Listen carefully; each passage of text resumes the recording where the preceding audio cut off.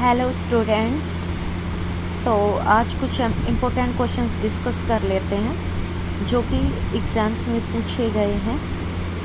किस विदेशी लेखक ने शुंग वंश के विवरण दिए हैं? तो शुंग वंश के बारे में बताया था तारानाथ ने। फायान जो है चंद्रगुप्त द्वितीय के काल में भारत में आए थे।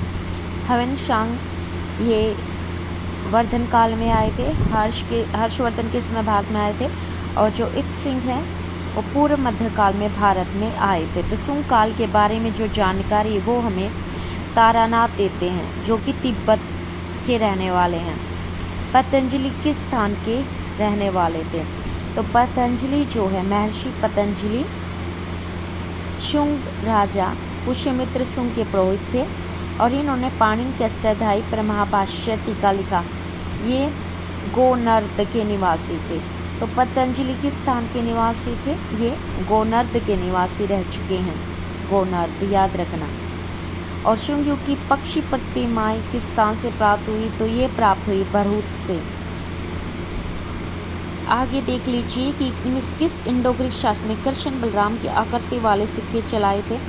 तो सिक्के चलाए थे अगाथोक्लेस ने ये सिक्के चलाए थे। तो ये कुछ इम्पोर्टेंट क्वेश्चन हैं।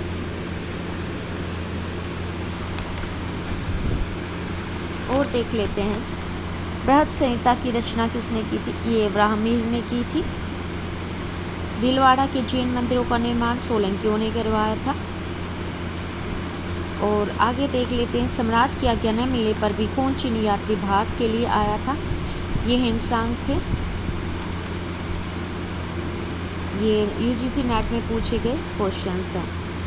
अब देखिए इम्पोर्टेंट क्वेश्चन है। में से किस राज परिवार में पुरुष प्राय ब्राह्मण धर्म का पालन करने वाले थे और स्त्रियां बौद्ध थी? तो इसका आंसर इक्ष्वाक वंश था, जहाँ पर पुरुष ब्राह्मण धर्म को मानते थे और स्त्रियां बौद्ध धर्म को मानती थी। ये इम्पोर्टेंट बुक से महाभाष्य पतंजलि ने लिखा है।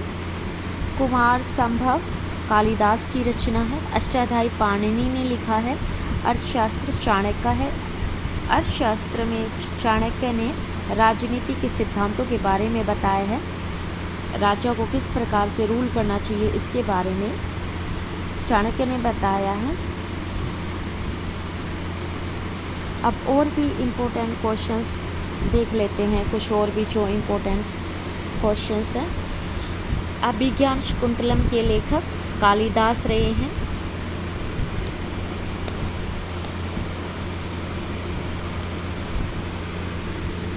मोस्ट इम्पोर्टेंट क्वेश्चंस देखिए जो है ये मंदिरों की शैली पूछते। कभी कभी नागर में शौनक का नीलकंठ महादेव मंदिर बनाया। द्रविड़ शैली में अलोरा का कैलाशनाथ मंदिर। चालुक्य लकुड़ी का जैन मंदिर। विदेशी पहाड़पुर का मंदिर। और देखिए अब किस लेखक ने पुलकेशिन द्वितीय और खुसरो दूसरे के बीच संबंध की जानकारी दी है? तो वो तबरी है। तो महत्वपूर्ण है जिन्होंने खुसरो दूसरे के बीच संबंध बताए, तबरी ने ये हमें जानकारी दी है। देखिए याज्ञवल्क्य की पद्धति में पुत्रहीन मृतक के उत्तराधिकारी में किसका स्थान प्रथम है? पत्नी का है।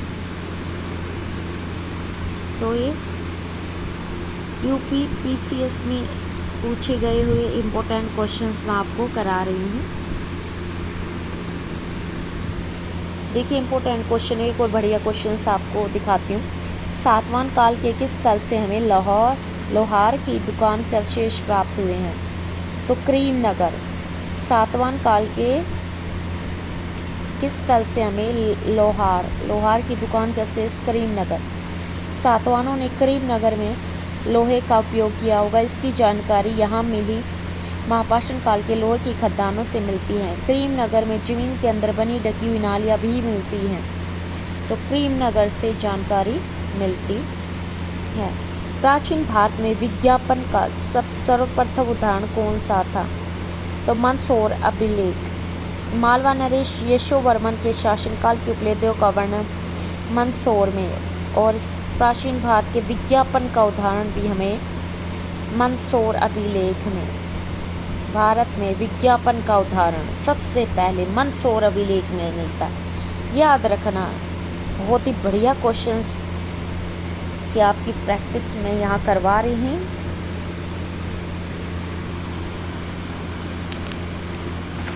इम्पोर्टेंट क्वेश्चंस हैं जो कि हमेशा पूछे गए हैं। ये पुस्तकें बार बार पूछी जाती है। याह्या बिन अहमद सरहिंदी, तारिक मुबारक शाही लिखी थी इन्होंने। अब्दुल्ला की दाऊदी है, इसामी की सलातीन है, अहमद यादगार की सलातीन अफ़गान है। तो ये पुस्तकें भी पूछी जाती हैं।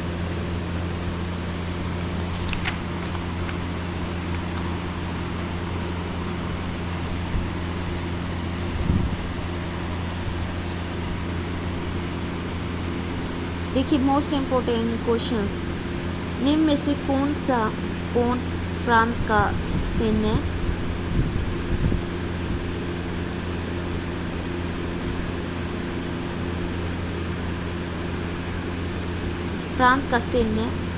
एवं प्रशासनिक अधिकारी दोनों होता है। सैन्य और प्रशासनिक अधिकारी बख्शी था। प्रांत का सैन्य प्रशासनिक अधिकारी बख्शी होता था। प्रथम तुर्क आक्रमणकारी था सुबुतगीन। ये भी इम्पोर्टेंट है। भारत पर आक्रमण करने वाला प्रथम तुर्क आक्रमण है। तुर्क की बात करें तो सुबुतगीन को याद रखना। दीवान मुस्तखराज विभाग की स्थापना की गई थी बकाया लगान की वसूली के लिए, और इसकी जो स्थापना है वो अलाउद्दीन खिलजी ने की थी। ये इम्पोर्टेंट क्वेश्चन है। दीवान जो मुस्तखराज विभाग था, इसका उद्देश्य बकाया लगान की वसूली करना था। अलाउद्दीन खिलजी ने की थी। 3 कार्य थे इसके: राजस्व एकत्रित करने वाले अधिकारियों के नाम, बकाया राशि की जांच करना, राजस्व वसूल करना। मुस्तखराज, दीवान मुस्तखराज, क्योंकि अलाउद्दीन खिलजी को एक बहुत बड़ी सेना मेंटेन करनी थी, इसलिए उन्होंने जो है दीवान मुस्तखराज की स्थापना की। और देखिए, किस सुल्तान ने सबसे पहले ब्राह्मणों से जिजिया कर वसूला था? तो वो थे फिरोज शाह। तैमूर लंग ने भारत कब आक्रमण किया था? 1398 में किया था। अलाउद्दीन खिलजी के बारे में जानिए। इन्होंने बुरासर में वर्दी की गुप्तचर प्रणाली का गठन किया था। शराब पर पाबंदी लगाई, लेकिन सैन्य अधिकारियों को जागीरें नहीं दी थी इन्होंने, क्योंकि इन्होंने सैनिकों को वेतन देना शुरू किया था। रजिया के विरोधी अमीर गुट का नेतृत्व कौन कर रहा था? तो ये थे जुनैदी। रजिया के विरोधी गुट का नेतृत्व निज़ामुल जुनैदी कर रहे थे। तो ये इम्पोर्टेंट क्वेश्चंस है जो हर साल एग्जाम में पूछे जाते हैं। इल्तुतमिश द्वारा सत्ता ग्रहण करने का क्या आधार था? दिल्ली के तुर्क अमीर और ने उसका चयन किया। तो देखिए, इम्पोर्टेंट क्वेश्चंस की प्रैक्टिस यहाँ पर करवाई जा रही है। अहमदनगर राज्य का संस्थापक था मलिक अहमद। अलाउद्दीन का वास्तविक नाम क्या था? हसन गंगू था। और ये यूजीसी नेट में भी ये क्वेश्चंस पूछा गया था 2019 में। ये क्वेश्चंस 2.5 दिन का झोपड़ा किसने बनाया था? कुतुबुद्दीन ऐबक ने बनाया था। अलाउद्दीन खिलजी द्वारा प्रचलित बाजार नियंत्रण व्यवस्था का संचालन किस विभाग के नियंत्रण अधीन था? रियासत के अधीन था। बाजार का जो नियंत्रण था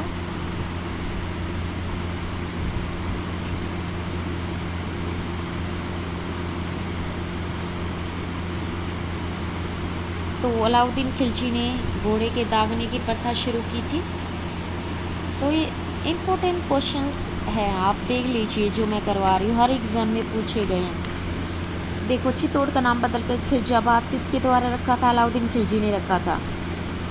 अलाउद्दीन ने चित्तौड़ के शासक राणा रतन सिंह को, चित्तौड़ का जो राजा था रतन सिंह को प्राचित कर चित्तौड़ का नाम खिजराबाद अपने बेटे के नाम पे रखा था, खिजराबाद, अलाउद्दीन खिलजी ने।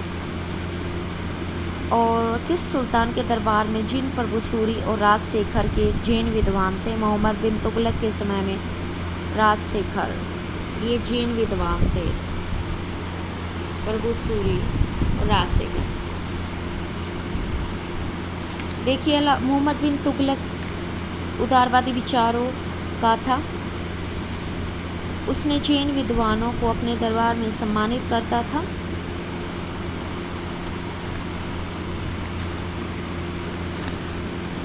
रेयताला की पदवी खिज़र खां ने धारण की हुई थी।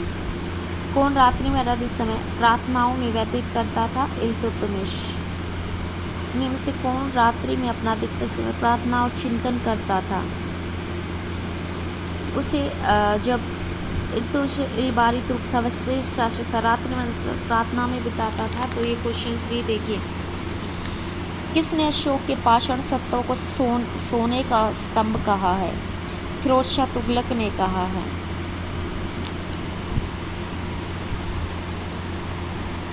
आशिका खिज़र खां के आदेश पर लिखी गई थी। अमीर खुसरो की रचना है आशिका, इसने ये खिज़र खां के आदेश पर लिखी है।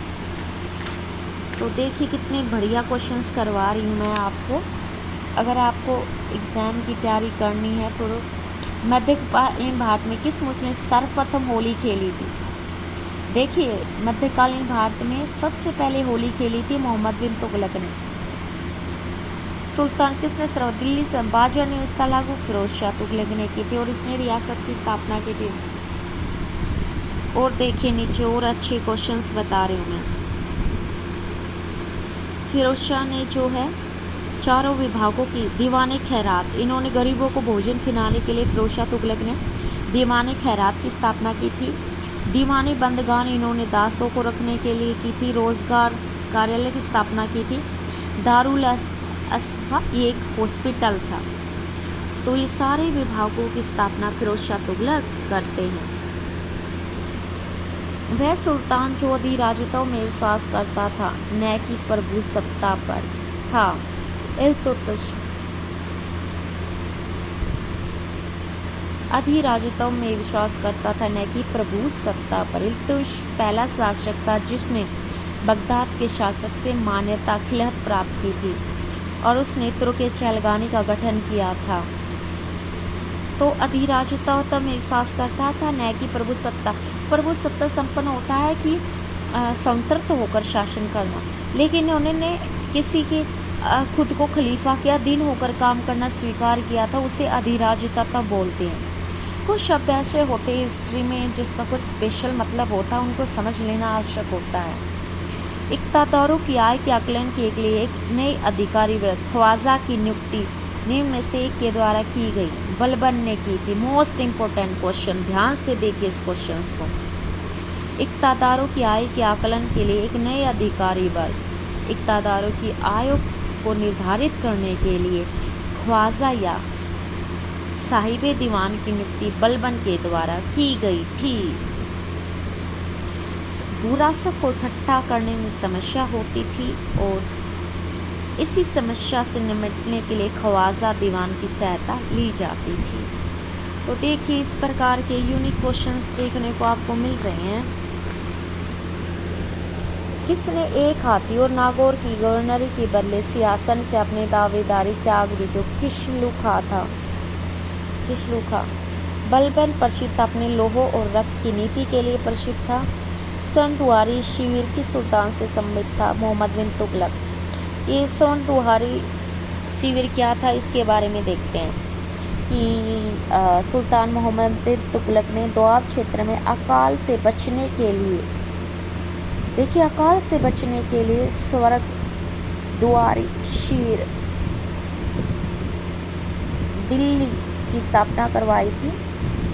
सभी सुल्तानों में मोहम्मद तुगलक सर्वाधिक पढ़ा लिखा था। वह अपनी सनक भरी योजनाओं और दूसरे के सुख दुख के प्रति उपेक्षा भाव रखने के कारण सौपनशील, पागल, रक्त पिपासु कहा गया। सर्वाधिक शिक्षित था, विद्वान भी था, योग्य व्यक्ति था। अपनी योजनाओं के कारण, बुरे कृत्यों के कारण, दूसरों के सुख दुख के प्रति उपेक्षा भाव रखने के कारण पागल भी कहलाया जाने लगा। तुगलक साम्राज्य विभक्त 23 प्रांतों में बटा था।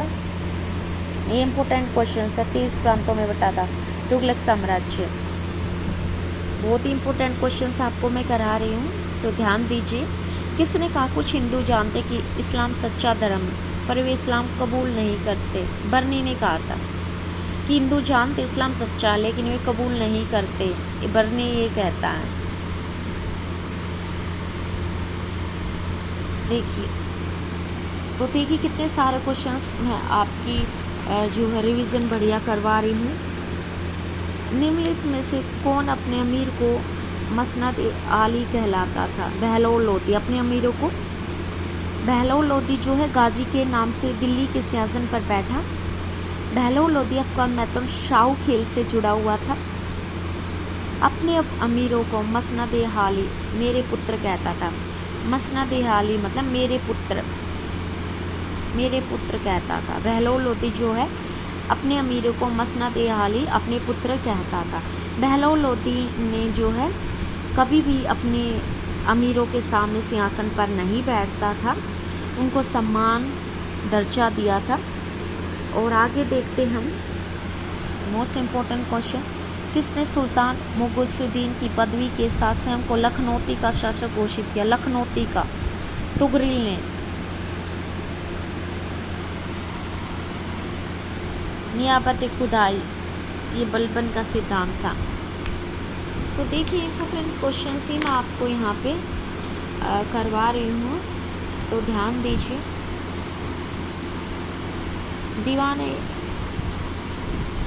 दीवाने मुस्तखराज के बारे में बड़ा, इसकी स्थापना अलाउद्दीन खिलजी ने की थी। दीवाने खराद दारुल सफ़ा और बंदगान ये फिरोज शाह तुगलक ने स्थापित किए थे। पहली बार तोपखाने का प्रयोग किया गया था पानीपत के प्रथम युद्ध में किया गया था। रेतवाड़ी व्यवस्था जो ब्रिटिश भारत के कुछ भागों में शुरू की गई थी, कृषि भूमि के एकड़ से राजस्व करने की 2 मुख्य प्रणालियों में से एक थी। रेतवाड़ी व्यवस्था जो ब्रिटिश भारत में शुरू की गई थी 2 मुख्य प्रणालियों में से एक थी, मूल रूप से शेरशाह सूरी द्वारा शुरू की गई थी। रेतवाड़ी व्यवस्था शेरशाह सूरी द्वारा शुरू की गई थी। देखिए रेतवाड़ी व्यवस्था अंग्रेजों की ने शुरू नहीं की थी, शेरशाह सूरी ने की थी। तो बहुत ही अच्छा क्वेश्चन है ये। तो इसी प्रकार से मैं आपको बहुत ही अच्छे क्वेश्चंस करवाऊंगी। आप मेरे चैनल से जुड़े रहिए। आमेर के किस शासक ने 3 मुग़ल बादशाहों की सेवा की? तो मिर्ज़ा राजा जय सिंह। बहुत ही अच्छा क्वेश्चन, मिर्ज़ा राजा जय सिंह। तो सारे क्वेश्चंस एग्जाम्स में पूछे गए हैं, वही मैं आपको करवा रही हूँ। तो मेरे चैनल्स को सब्सक्राइब कीजिए। जब मेरे 50 सब्सक्राइबर हो जाएंगे तब मैं आपको ऑनलाइन पढ़ाना शुरू करूँगी, जिसमें आप अपने कोई भी डाउट्स है वो भी पूछ पाएंगे। तो आप सब्सक्राइब कर लीजिए चैनल को। धन्यवाद आपका वीडियो देखने के लिए।